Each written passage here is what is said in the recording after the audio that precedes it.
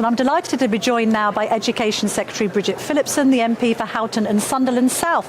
Lovely to see you this morning. Hello, good morning. Thanks very much for coming on GB News. I'm going to ask you about this story in the Mail on Sunday. The suggestion that Lord Ali paid thousands for Education Secretary's 40th birthday party. Is that true? So what Lord Ali, who's a long-standing Labour peer, paid for was two events when I was Shadow Education Secretary.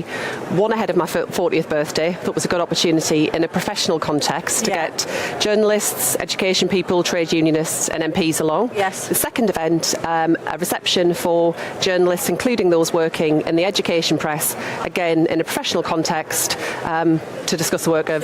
So the birthday element was what then? I don't quite get it. It was an official do for you as Shadow Education Secretary, but you also had some cake.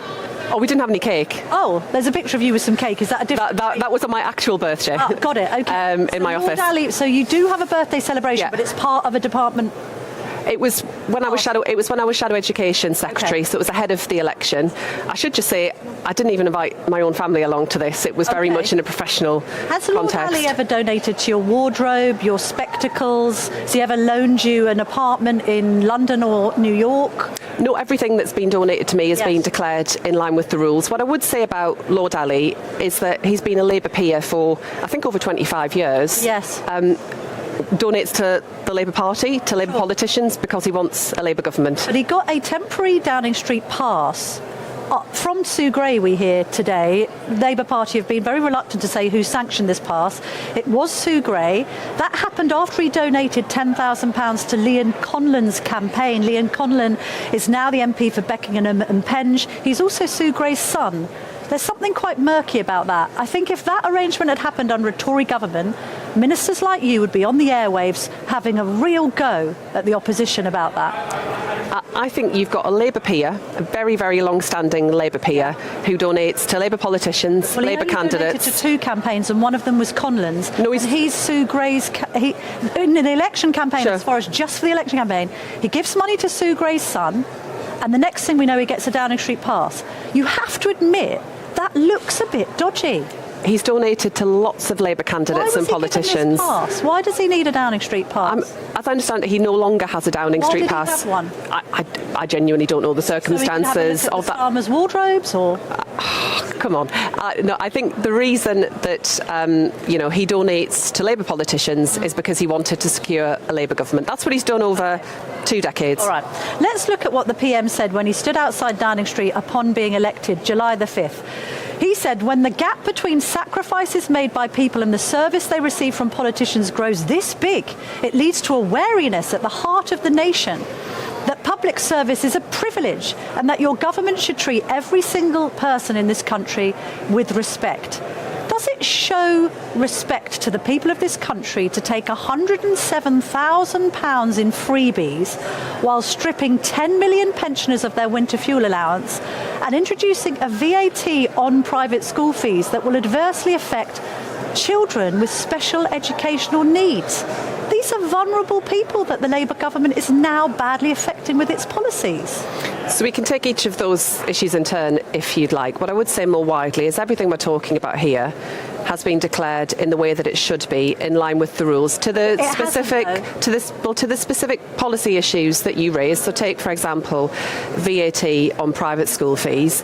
I do think it's right that we levy VAT on private school fees so that we can special needs children, so that we can invest in the education of the vast majority of children in our school who go to state schools. Now, for the example that you gave around children with special educational needs and disabilities, where that place has come about because children have an education, health and care plan, there won't be any difference there. There are 100,000 the majority of your who don't have an EHCP. So they're going to be badly affected by them. The majority of people watching this show, the majority of your viewers, will be sending their kids to state schools. Yes. And they want to know what we're doing to make sure that their kids get a great start in life. That is my focus. That's why the majority of children go to school. And we will use the money that we raise to make sure we've got brilliant teachers in every classroom, that our young people are getting the careers, advice and work experience that they need, and that we also see a real improvement in our skills system so that young people get apprenticeships, that we can deliver the growth across our country that we want to see. Only produces one new teacher in every 3 state schools, doesn't it? What this will do is make sure that we fill the gaps that we have at the moment around specialist teachers, where we've got huge shortages, particularly in some subjects like maths and science, and we are determined to ensure that all of our children have got a brilliant teacher at the front of the classroom, a specialist in their field. Is that right? One new teacher for every 3 state schools. All this policy is producing. The 6,500 teachers that we are committed to delivering fills all of the gaps that we see where it comes to either vacancies or posts that are filled by temporary teachers. But is it right to categorise it as one new teacher for every 3 state schools? No, how I would categorise it is about filling the gaps that we have in terms of posts that are vacant or where they're temporarily filled by someone who isn't a specialist in their field, because we don't, for example, a PE teacher stepping in to cover the role of a maths teacher. Okay, but when it comes to schools state schools in Bristol, Salford, Richmond and Camden, we're learning they don't have any free spaces in state schools. I know I've interviewed you before and you've talked about, there are 650,000 free spaces in schools. Not in areas of the southeast and not in Salford. So those class sizes, you keep on talking about, state school parents, state school pupils. Those class sizes are going to have to get bigger, because how are the private school children who are going to have to leave their schools because their parents can't afford the fees, where are they going to go? If they go into the state sector and the school's already oversubscribed, classes will have to get bigger. So, as we've discussed on a few occasions before, I don't accept the premise. You don't accept that what that we these are schools seeing are that really busy I don't already? accept the premise that we will see a significant movement from the private to the state sector. That was what the Independent Institute for Fiscal Studies were also clear about, where they said they thought the change would be minimal.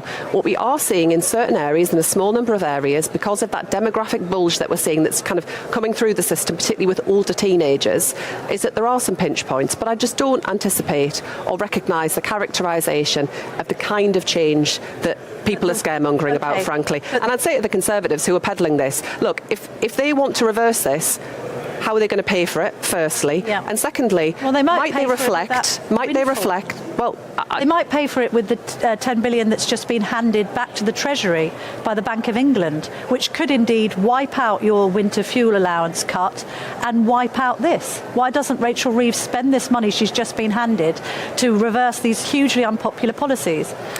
We're going to have a budget next month. And at that point, the entire kind of fiscal position overall will be set out, where we can look at where Rachel as Chancellor will work through what it is we can and can't do. But, we've been clear that the inheritance that we got from the Conservatives was pretty dire. I think your viewers will recognise that.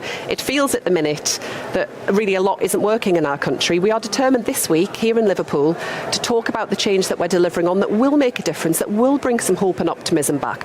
But absolutely fixing the foundations of our economy, stabilising our economy is absolutely crucial, because everything else has to flow from that. You mentioned Rachel Reeves there, and you said earlier in our conversation that everything had been properly registered. It hasn't, has it? Because Rachel Reeves registered a 7,500 donation from a woman called Juliet Rosenfield, which went towards her wardrobe as office expenses. What you wear to work isn't an office expense, is it? It was declared in line with the rules. What Rachel and others have said is that in future they won't be taking such donations. But hang on a minute. Sorry, is clothing an office expense? Because if I put in my self-employee tax return and I put these dresses in as an office expense, I think I would rightly face an audit by HMRC. The Chancellor is in charge of the Treasury and oversees HMRC. So why is this regarded as being properly registered? It's not an office expense. It was properly registered in the register of members. Are dresses an office expense? It was registered. All of the donations that the Chancellor received were declared in the proper way. Is clothing an office expense? She's declared it. Can I just have an answer? Is it? I'm not sure I would characterise it in quite. No. Why has she? Terms. She's received the donation. She made that clear, both who it came from, the nature of the donation. But she said in future she won't be spending money in that way. And Angela Rayner as well. We learned today that she didn't declare the fact that she had gone to this $2.5 million apartment in New York owned by Lord Ali with Sam Tarry. She didn't say that she had taken a friend along. So that's also been improperly registered.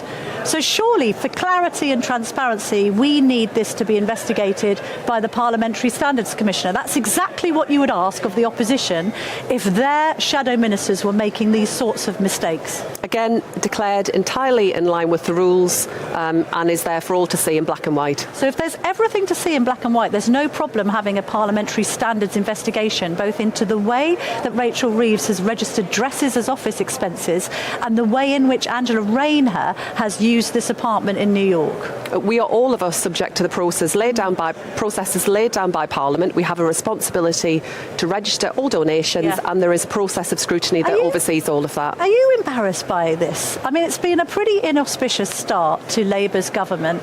You are a working class girl done good, okay? What are your constituents and people that you're close to saying about the idea of this man of the people Prime Minister taking thousands in donations for suits, for spectacles, for football tickets? It's not very working class Labour at all, is it? What I'd say is that, of course, it's frustrating that we're talking about all of this rather than talking about what we're doing from government. And what we're doing this week here in Liverpool is talking about the change that we've already gotten with delivering, whether that's starting the process of creating GB Energy, what I've done around investing in skills and making sure we've got good opportunities for our young people, and how we ensure that everyone has the option of a secure home. Of course, I'd rather be talking about all of that, and that's what we'll be trying to do in the days to come. Bridget Phillipson, thank you very much indeed for your time this morning. Enjoy conference. Good luck for your speech.